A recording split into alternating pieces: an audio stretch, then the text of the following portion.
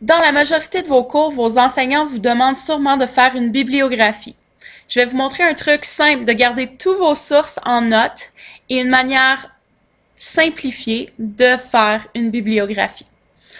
Donc, c'est très important de garder tous vos sources en notes, même si vous décidez de plus tard ne pas les utiliser dans votre travail.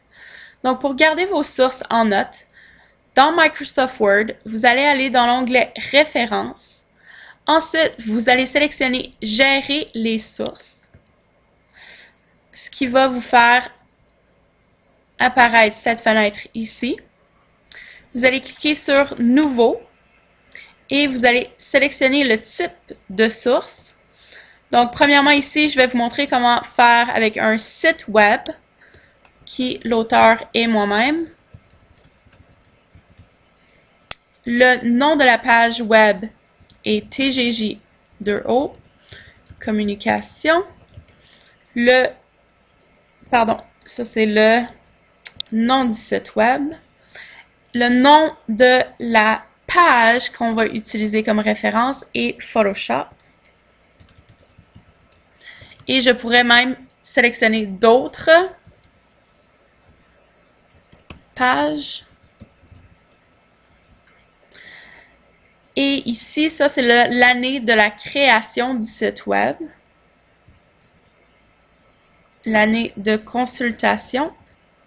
Parce que mon site n'indique pas le jour et le mois. Donc le mois de la consultation. Le jour de la consultation. Et finalement, l'adresse URL. Une fonction intéressante que Word nous offre, c'est de choisir la langue d'affichage. Donc, si la source est en anglais, tout à l'heure dans la bibliographie, ça pourrait apparaître en anglais. Mais si je sélectionne français, même si la source est en anglais, dans la bibliographie, automatiquement, elle va apparaître en français. C'est-à-dire que le nom ne va pas apparaître en anglais, mais la date de consultation, ça va dire consulter le, ce qui est très utile. Donc, voilà. Et je peux décider de avoir dans ma liste principale et dans ma liste active. On va arriver à ça tout à l'heure. Donc, je vous montre comment en faire un deuxième.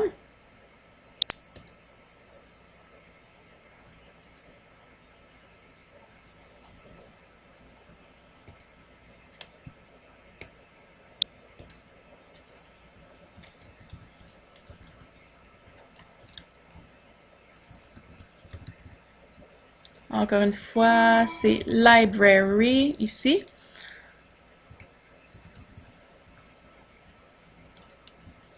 Ctrl plus Paint, c'est le nom du site web.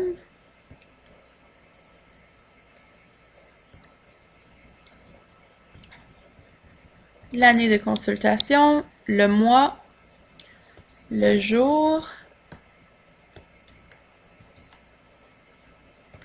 l'adresse URL,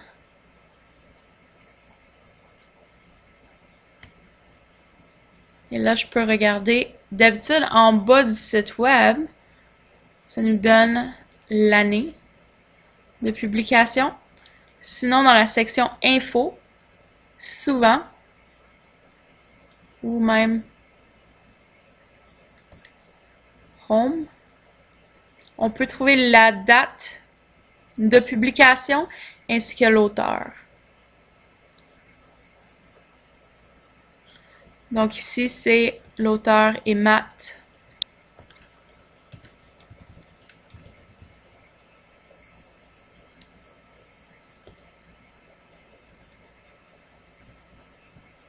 Et français, voilà, on a notre deuxième ressource.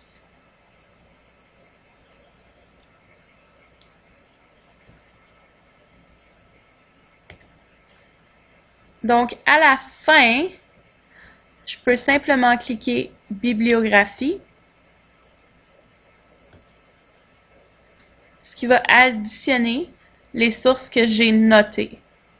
Je pourrais choisir d'en avoir seulement qu'une, ici. Donc, elle est supprimée de ma liste active, mais demeure dans ma liste principale. Donc, simplement ici, mettre à jour. Et voilà. Et comme vous pouvez voir ici,